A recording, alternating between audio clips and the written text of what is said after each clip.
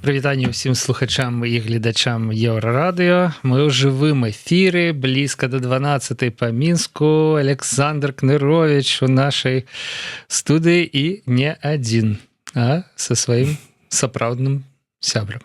Прывітанне, Александр. Дзень добры, Павел, дзень добры, паважаныя сябры. Ну, гэта сапраўдны сябр, яго завуць, як бы маглі его назваць? Его завуць Вінстон. Вінстон. Так. Чаму не белы? У мяне одно пытанне, як бы, да? То бок Александр Шпіц. Это Шпіц? Конечно, гэта Шпіц, але ён такі вельмі ще маленькі, ён шанок. Вы, як бы, адбудоўваецеся, да? У того белы, у вас чорны. Ну, нешта ж, калі мы кажам пра перамену ў Беларусі, они ж не павінны неяк выглядаць. Шпіц павінен стаць чорным. Добра, это перамены, якія калі-небудзь абавязкова адбудуцца.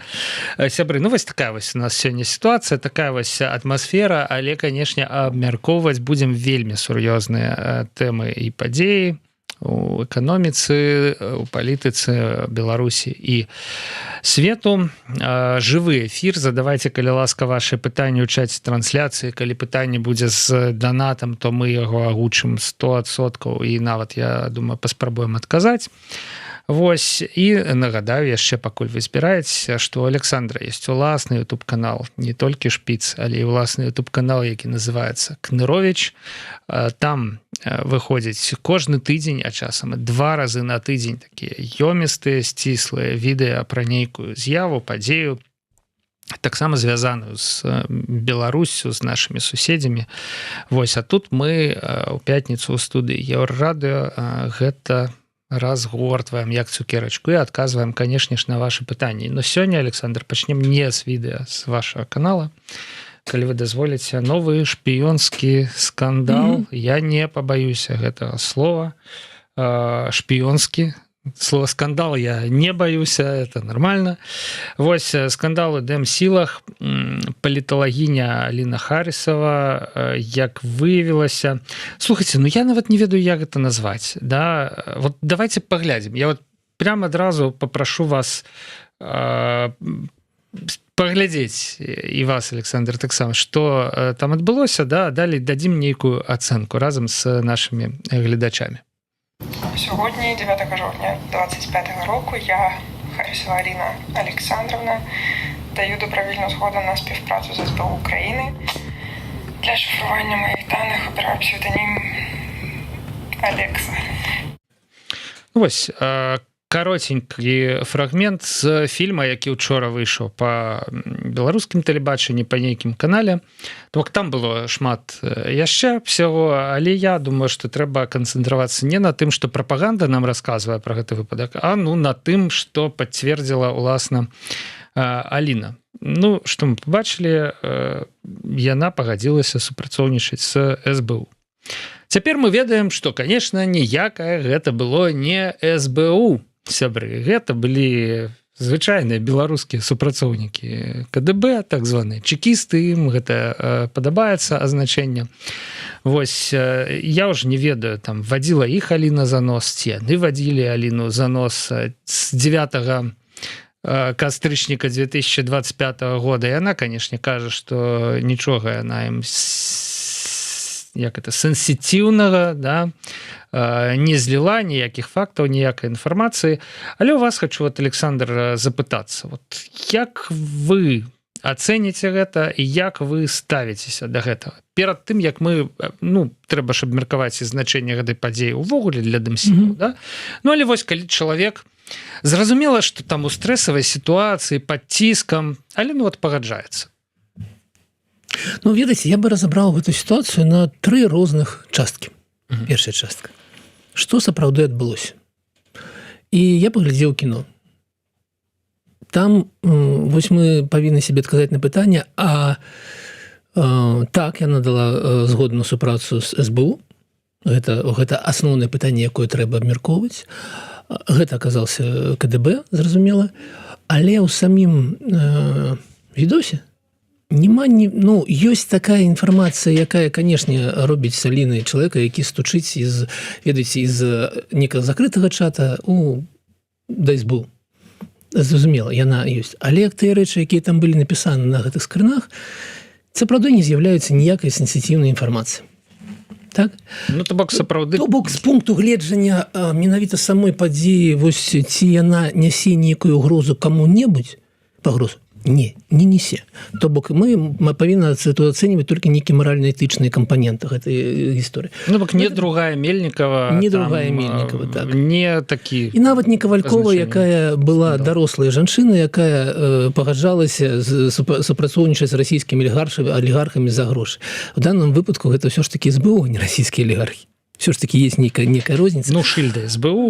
Ну так, зразумела. Так. Але, ведаеце, гэта першы пласт, ёсць другі пласт, і для меня ён асноўны. Чаму? Таму што мы бачым кейсы, якія паўторваюцца. Гэта ж кейсы, кейс за кейсам, кейс за кейсам. А калі яны адбываюцца вось так, кейс за кейсам, то, напэўна, праблема не ў Аліне, канешне, Арыне ці кімсьці, хто быў в гэтых кейсах, да? А праблема менавіта ў тых, хто арганізоўвае гэту працу. В ВПК, в Коаліцыйнай радзе, в офісе, так? Праблема ў тых самых дарослых людзях, якія дзесяцігоддзямі ў палітыцы, якія адбудоўваюць працэсы ўнутры так, і працэсы прыцягвання да сябе людзей, і працэсы супрацы з імі, і працэсы таго, не, правада мы не будзем. І працэсы таго, як они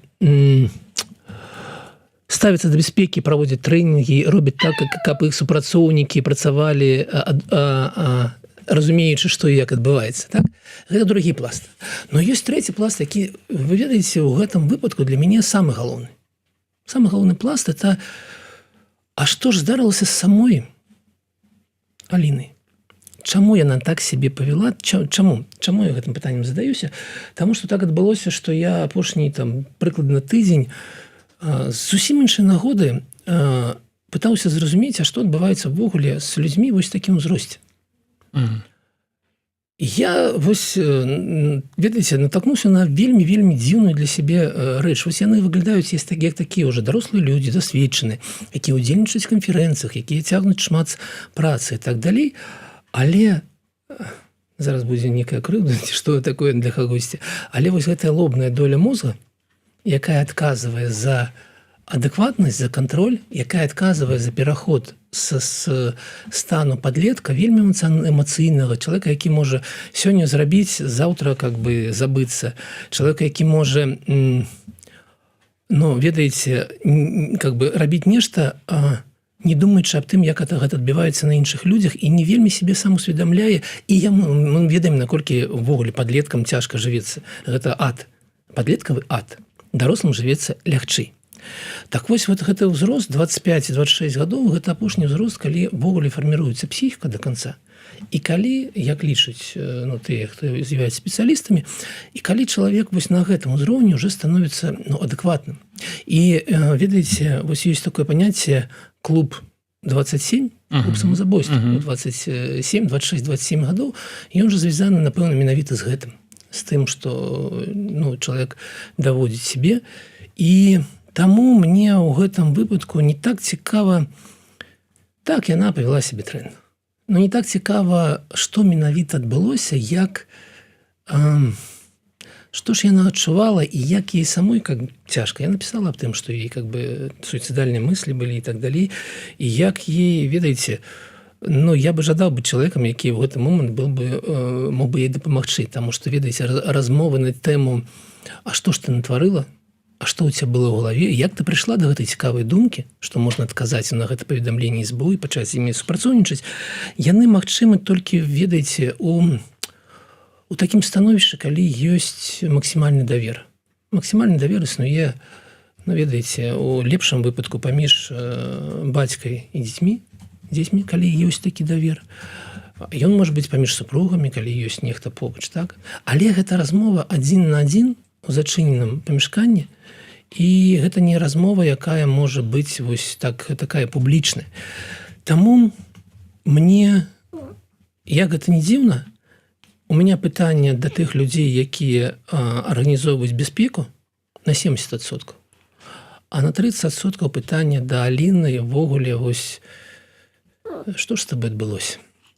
Я з вами, Александр, абсолютно згодны. Здаецца, што чалавеку, які я не ведаю яе пазіцыю дакладную, ці там яна працавала, ці была знешнім экспертам офіса Светланы Ціхановскай, але ну, мы ведаем па эфірах Еўрарадыё, што Аліна шмат ездзіла, сапраўды прымала ўдзел у нейкіх канферэнцыях, уключна з Мюнхенскім форумам па бяспецы.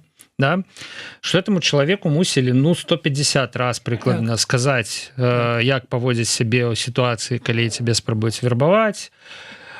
Тренинги по бяспецы это абсолютно нередкая речь, да, и ну вот неяк можно ж проконтролировать, я думаю, что человек не проигноровал. Ну, калі ты сапраўды тренер по бяспецы, а не на адпісь, як бы, да, приходишь и там нечему навучаешь, не навучаешь, там тебе все равно, да?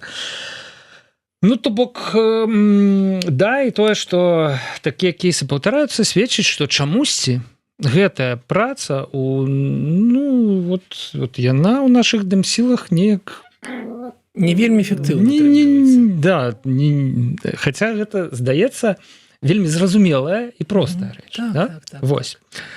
А што яшчэ? Ну, разважанні пра гэты ўзрост, калі чалавек робіцца дарослым, это, конечно, добра. Аліна там піша пра ціск у Беларусі.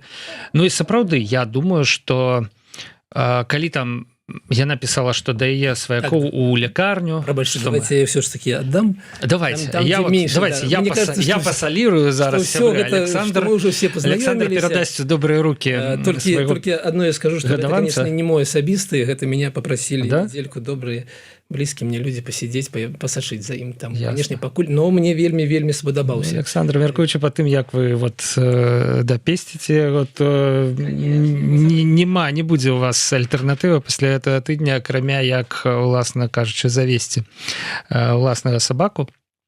Пса. Карацей, сябры, Аліна піша, што ціснулі на яе, ціснулі дужа, яе сваякоў забіралі з лекарні на размову там у аўтамабілі недзе, званілі пры іх ёй, да, вось, і, конечно, ну, паралельна, да, вот, конечно, на такім фоне чалавек можа зрабіць глупства, але з іншага боку, мне вельмі сімпатычная пазіцыя галоўнай.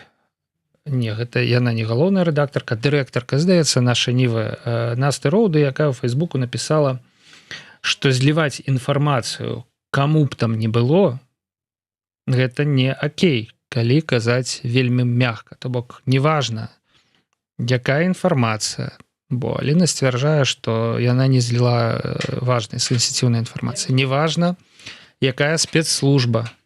Гэта не окей. І Роўда піша, што яна ў шоку ад нармалізацыі супрацы са спецслужбамі.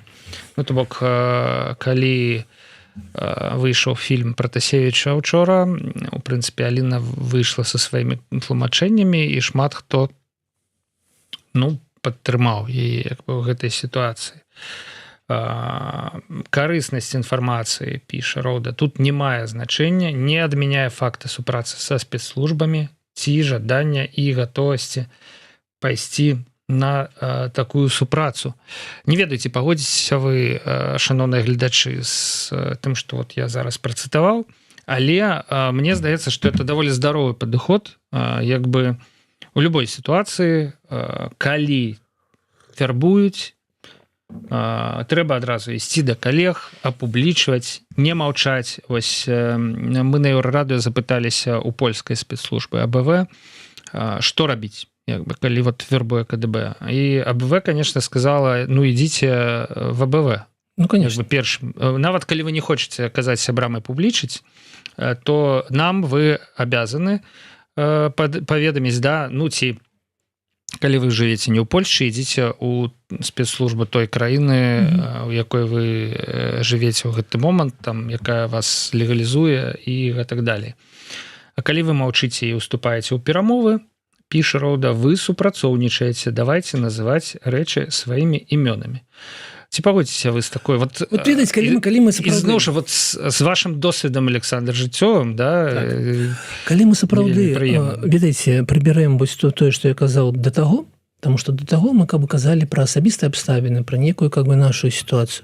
І калі мы оставім вот прості чысты факт, так? то, конечно, ведаеце, ведь гэта паведамленні з СБУ прыходзілі і мне асабіста. Яны прыходзілі шмат каму, то гэта не арыгінальная гісторыя. Яны прыходзілі, мы ў сябе ў блоке абмяркоўвалі і казалі, што самая гэта месседж вельмі дзіўна скампанаваны, так як быццам піша не украінец, а тот, хто намагаецца паказаць, што ён украінец. І, конечно, не прыдавалі гэтаму сур'ёзнага некага весу, некага вагі, некае значэнне. Не прыдавалі гэтаму і чаму? Таму што, канешне, гэта грань, калі ты пачынаеш супрацу з любой спецслужбай.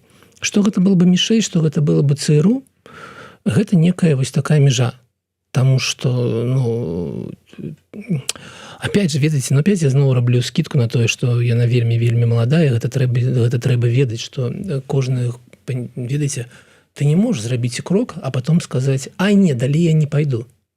Гэта як з наркотикамі.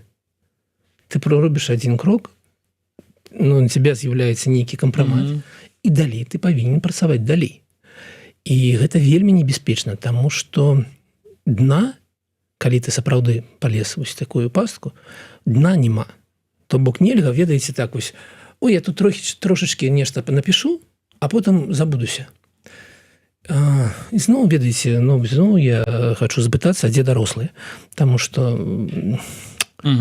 што ёсць розніца в тым, як ты сябе ўяўляеш свет в розным узросце.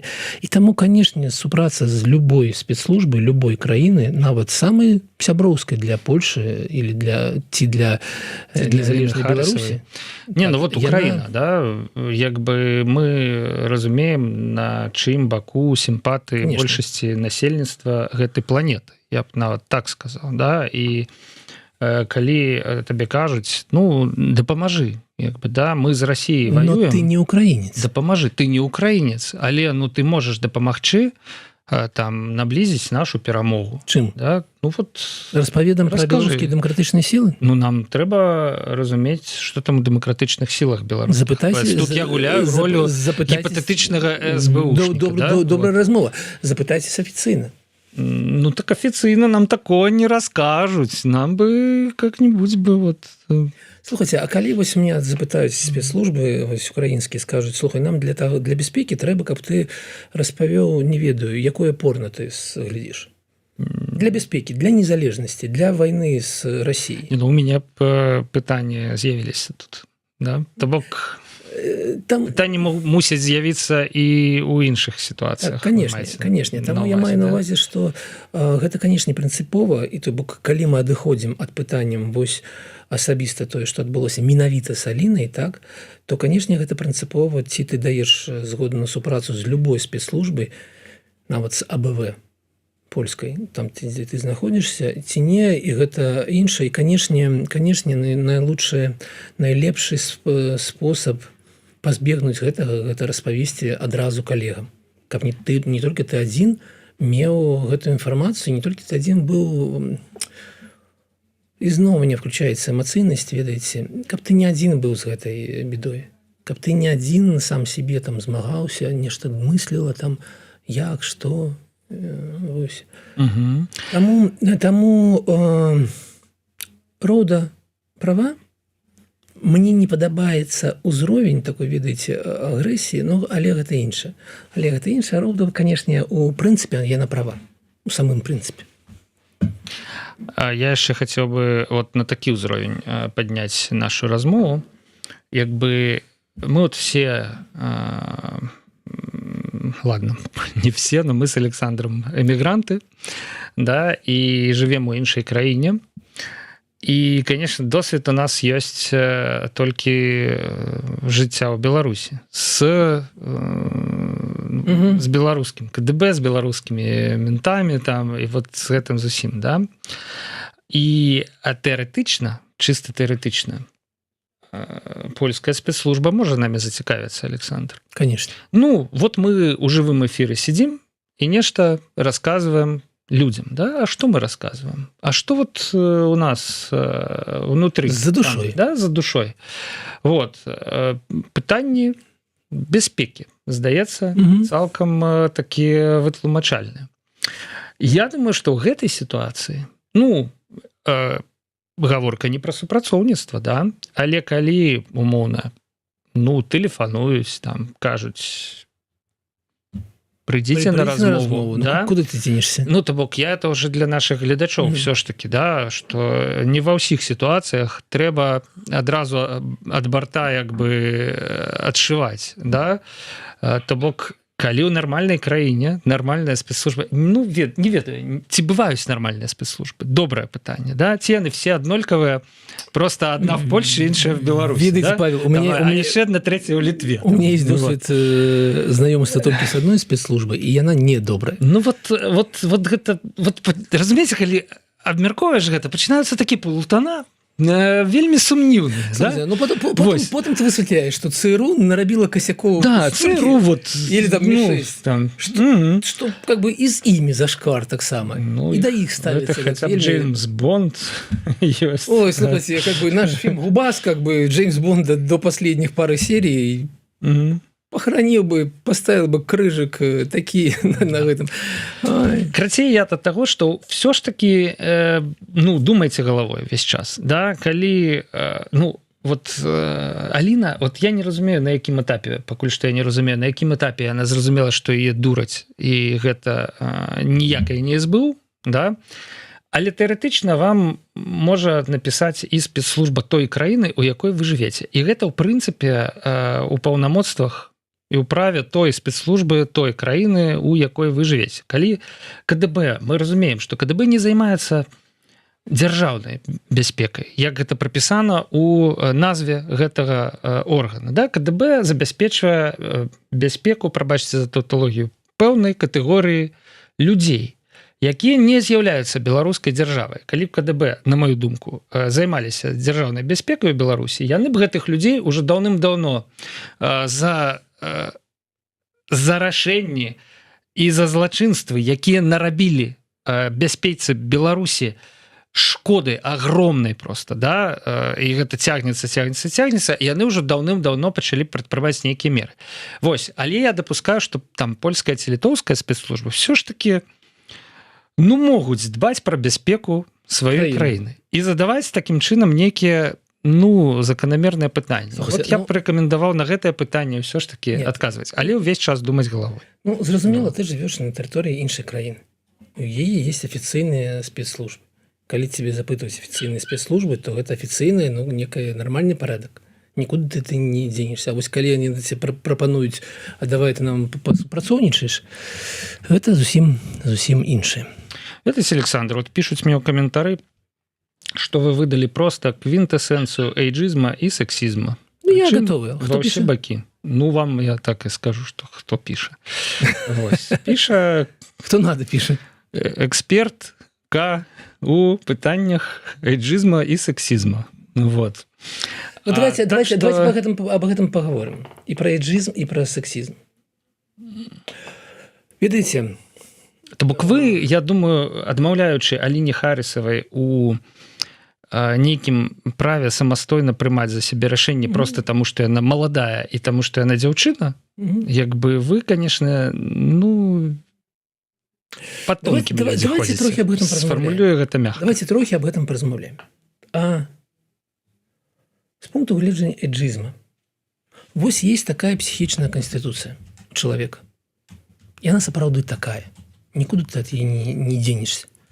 Так, сапраўды, крымінальная адказнасць пачынаецца ад 13 гадоў ці 14 гадоў у Беларусі за некаторыя злачынства. То бок дзяржава лічыць, што ты в 13-14 гадоў уже гатовы адказваць за нейкія свае дзеянні, 18 ты уже цалкам дарослы чалавек, а сапраўды ты сфармаваўся 25-26 гадоў, і то гэта нармальна, таму што бываеце па-іншаму. Так?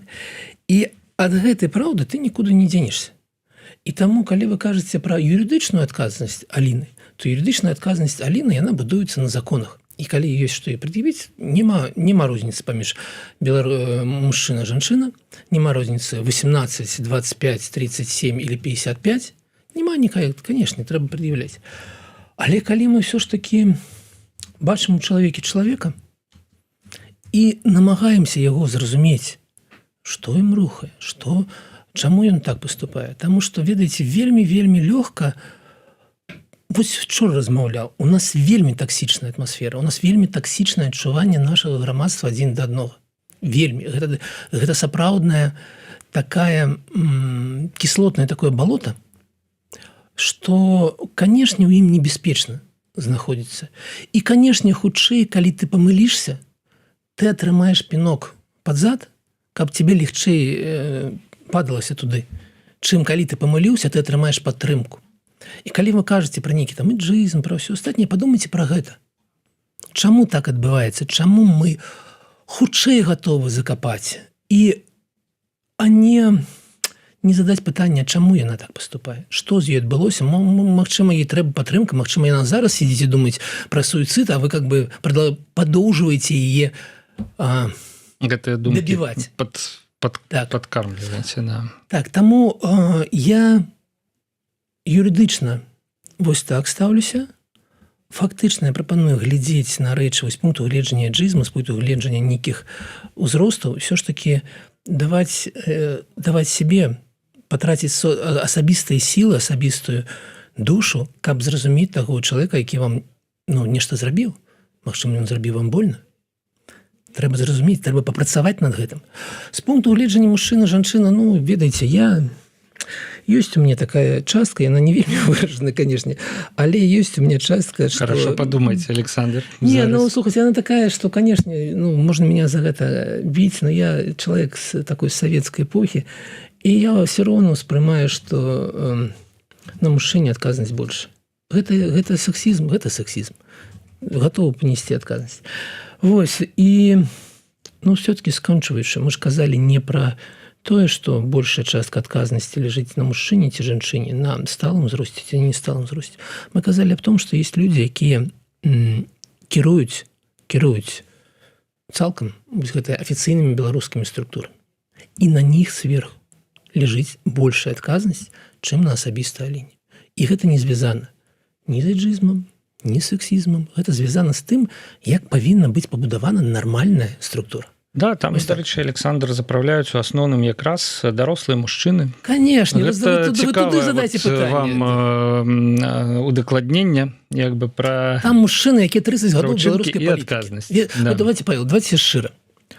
Там людзі, якія мужчыны сталыя, які вельмі шмат гадоў гэтым займаюцца і павінны быць максімальна адказныя. І ён павінен зараз выйти і сказаць, так, Аліна натварила херні, а мы как бы будем рабіць вось гэта, і таму мы разумеем нашу адказнасць. Ніводнага гэтага мужчыну сталага ўзроста вы не пабачыце зараз. Іх няма, яны будуць хавацца ад сітуацыі. І таму меня гэта выбешвае, ведаеце?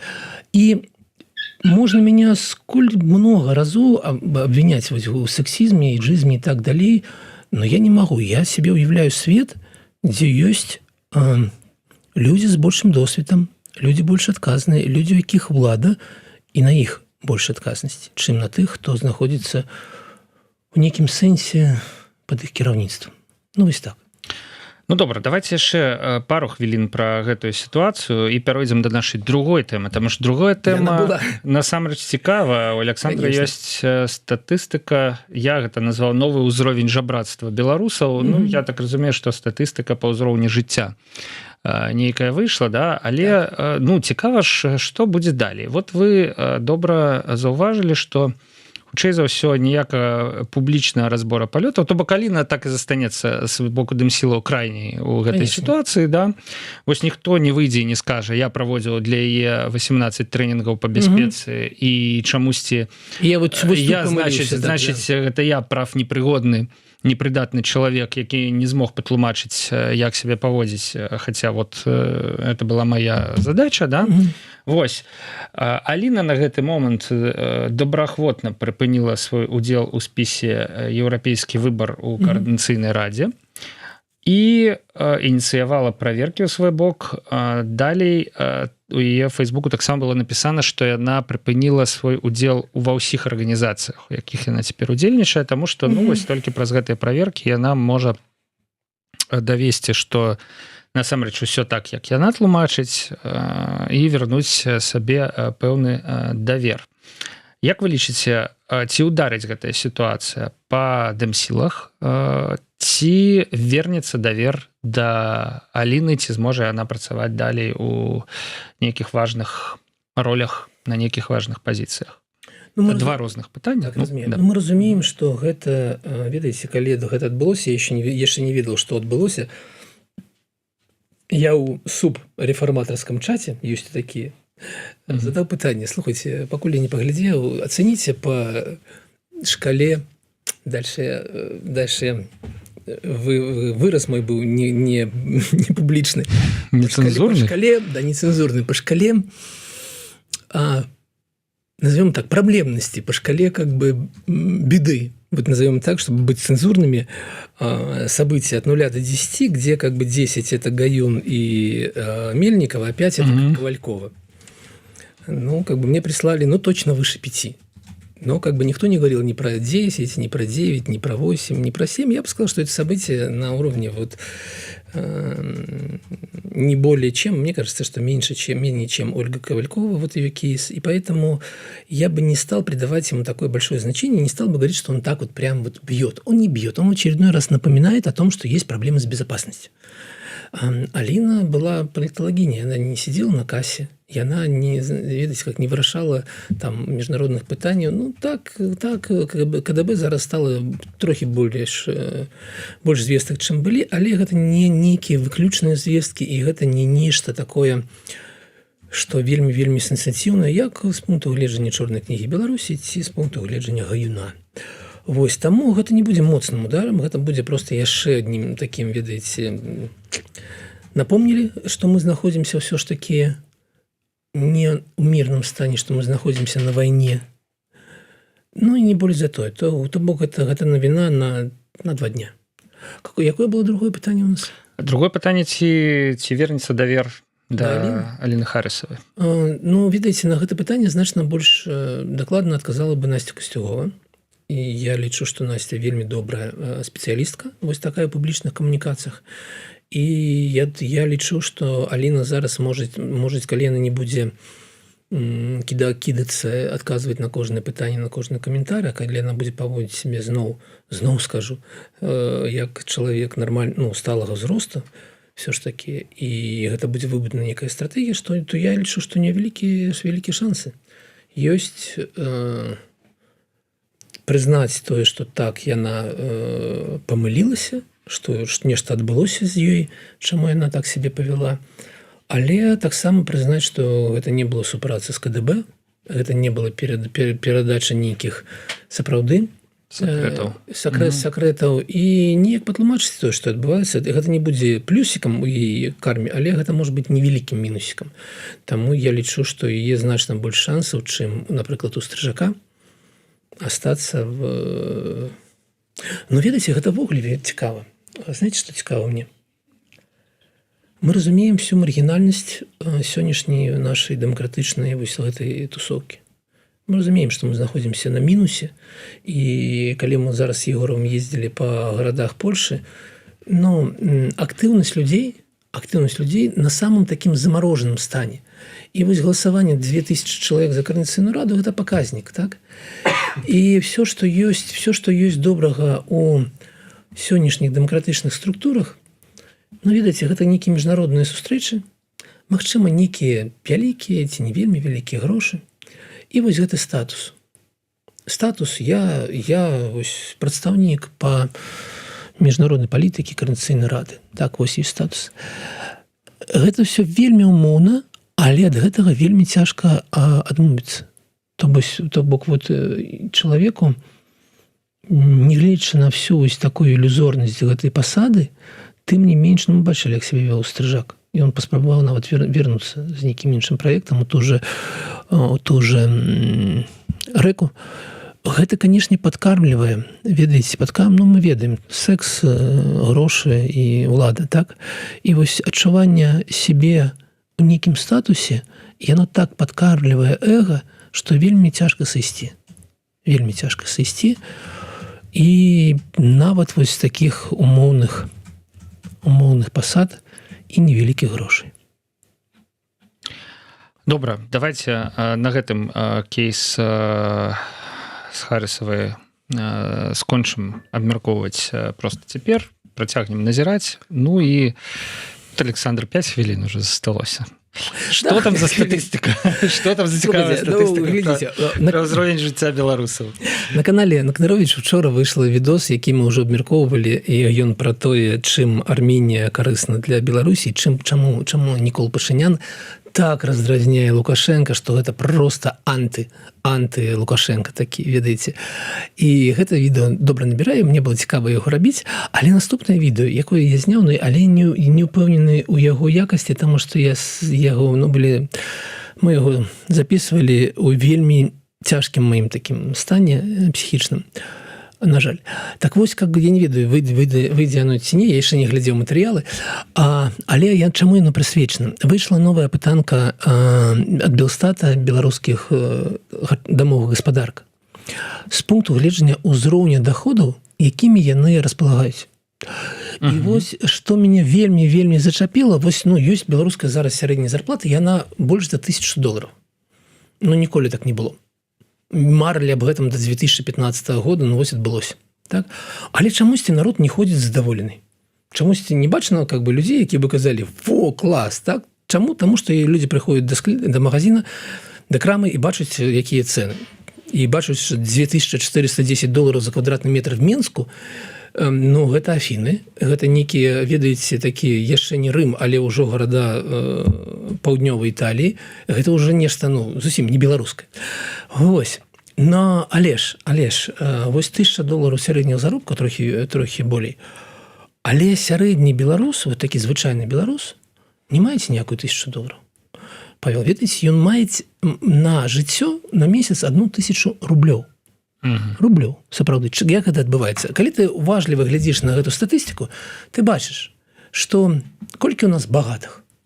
Увогуле, Павел, як бы вы сказалі, паважаны гледачы, Павел, узровень багацця беларускага, ён які? Ад якой лічбы пачынаецца? Вы як Бендер Балаганова зараз. Так, колькі Шура трэба для 5676 рублей. 6400.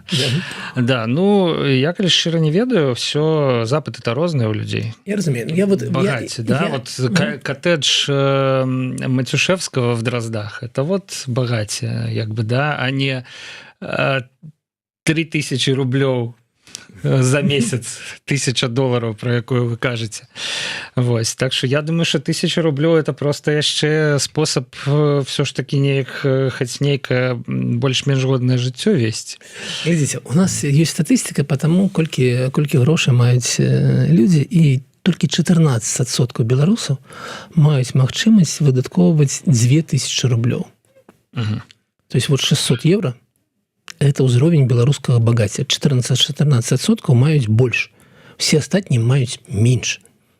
Разумееце? І то мы кажам про 2000 рублёў на месяц. Конечно, на месяц. Да? Так. Вось гэта ўзровень багацця. У гэтым момант себе уявіце сапраўднае становішча. Яно вось такое.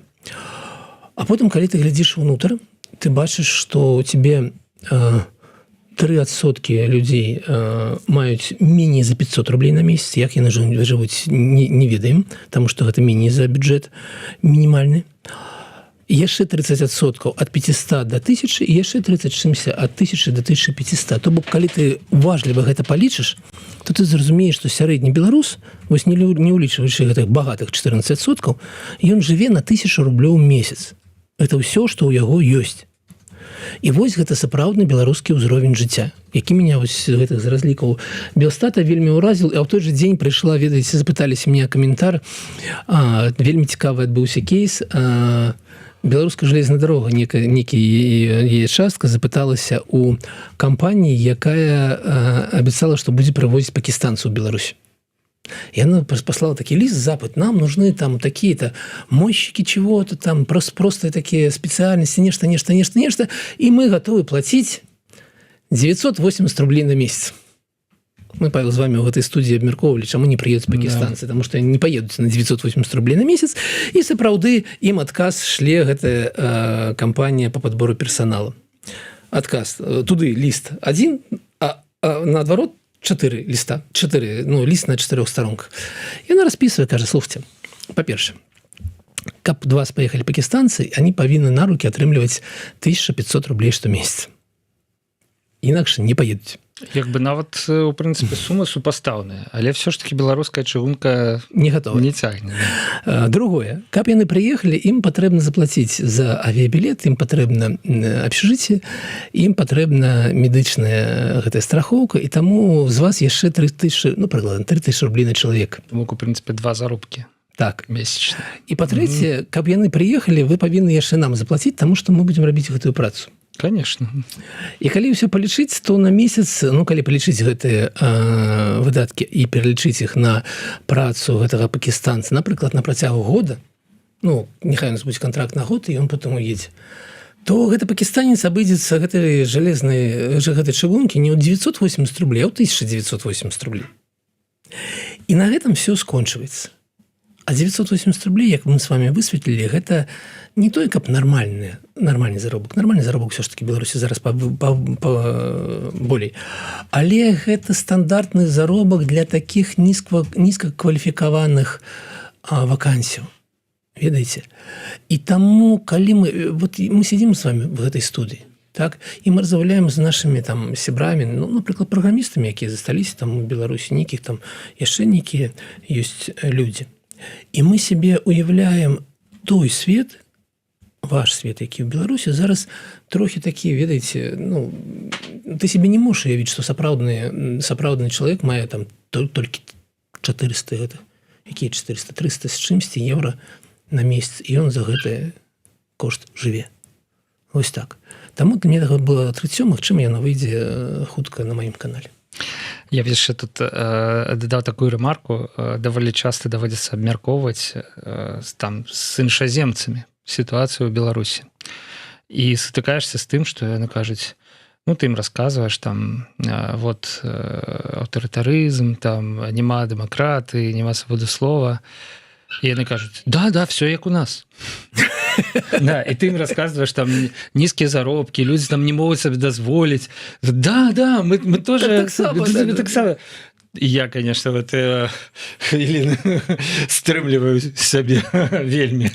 Вот. А чым я хочу скончыць, Александр, наш з вами стрым? Гэта тым, што 11 чэрвеня ў Варшаве, сябры, у вялікім горадзе, дзе вы цалкам магчыма жывеце, а цалкам магчыма і не, все ж таки, да? То бок тыя, хто не жывуць у Варшаве, ўжо могуць выключаць зараз, да. Вось, у Варшаве адбудзецца квіз, пытаннячкі прысвечаны мясцоваму самакіраванню. Тэма складаная, але цікавая. І сустрэча з Александром Крыныровичам і Андрэем Егоровым. Так. Да, таксама прысвечаная таму, як беларусы удзельнічаюць у мясцовым самакіраванні ў розных гарадах Польшы, які досвед ёсць станоўчы, адмоўны, і як нам з вами, ось мы казалі, да, у нас есть досвед жыцця ў краіне толькі з адной спецслужбы, і это досвед так сабе, да. У нас есть таксама досвед жыцця ў краіне без дэмакраты, без мясцовага самакіравання, это досвед так сябе. А цяпер мы ў іншых краінах, тут шмат магчымасцяў, якімі мы не ўмеем карыстацца. Як бы нам з вами сабрацца ўсім разам, да, і пачаць у гэтым усім удзельнічаць.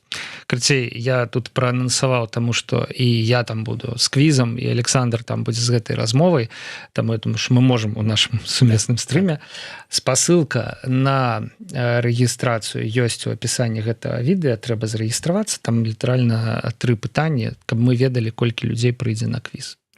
І, прабачце, я забыўся, раз Павел уже праанансаваў нейкую такую падзею, напэўна, завтра выйдзе 4-я ўжо серыя пасля Лукашэнкі, асобнае выданне, якое я ўжо вяду на Еўрараду, дзіўны мой новы статус вядучага, і яно будзе прысвечанае таму, колькі будзе каштаваць пераход ад Расіі до ЕС. Там будзе зноў эксперт Зміцер Крук, ён будзе вельмі цікава распавядаць, колькі па тэрмінах, якое будзе падзенне ці рост ВУП і якую суму гэта абыдзецца, ёсць сапраўдна добры. Ёсць там хорошая навіна. Ёсць, так, конечно, не, так. Там хорошая навіна ў тым, што амаль не адбудзецца падзенне ВУП, і ўсё гэта вельмі кіруема, што мы не знаходзімся ў сітуацыі пачатку 90-х, а што гэта не вельмі складаная праца, што не будзе ніякай катастрофы.